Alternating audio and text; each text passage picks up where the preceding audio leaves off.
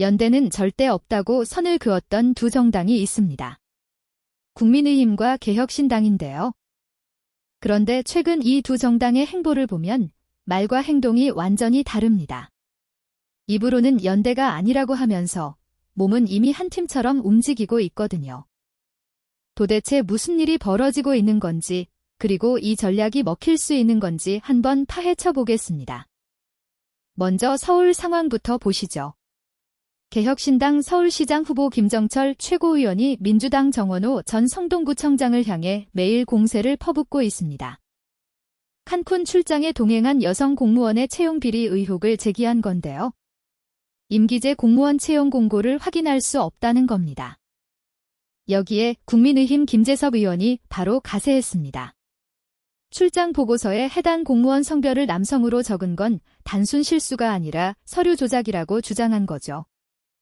개혁신당이 의혹을 던지면 국민의힘이 받아치는 구조. 완벽한 투톡 공격 체제입니다. 부산도 마찬가지입니다. 장동혁 국민의힘 대표가 민주당 전재수 의원의 통일교 금품수수 의혹을 꺼내면서 보좌관이 하드디스크를 버렸다고 주장했는데요. 밭두렁을 수색하겠다며 TF 구성까지 언급했습니다. 그런데 놀라운 건 개혁신당도 자체적으로 밭두렁 수색개혁 TF를 모집하겠다고 나선 겁니다.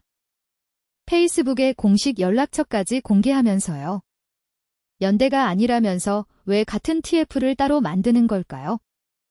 최근에는 장동혁 대표와 이준석 대표가 오찬까지 함께했습니다. 공식적으로는 연대가 아니지만 사실상 공동전선을 형성한 겁니다. 그렇다면 왜 이렇게까지 된 걸까요?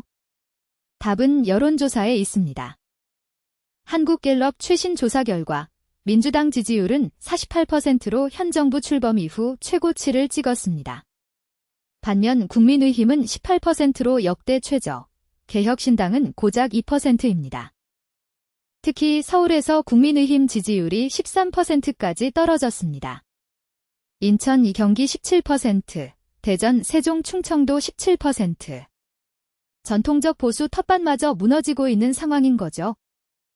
이 숫자를 보면 두 정당이 왜 급하게 손을 잡았는지 이해가 됩니다. 따로 싸워서는 도저히 이길 수 없는 구도니까요. 하지만 변수가 있습니다.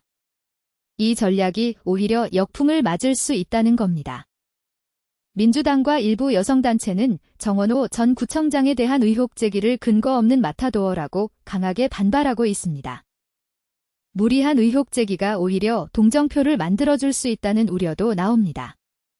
실제로 명확한 증거 없이 공세만 계속하면 유권자들이 등을 돌릴 수 있거든요. 결국 관건은 이겁니다. 보수 양당이 증거를 확보해서 결정타를 날리느냐, 아니면 공세가 부메랑이 되어 돌아오느냐. 6.3 지방선거까지 2달도 채 남지 않았습니다. 연대 아닌 연대, 이 위태로운 동거가 판세를 뒤집을 수 있을지 계속 지켜보겠습니다.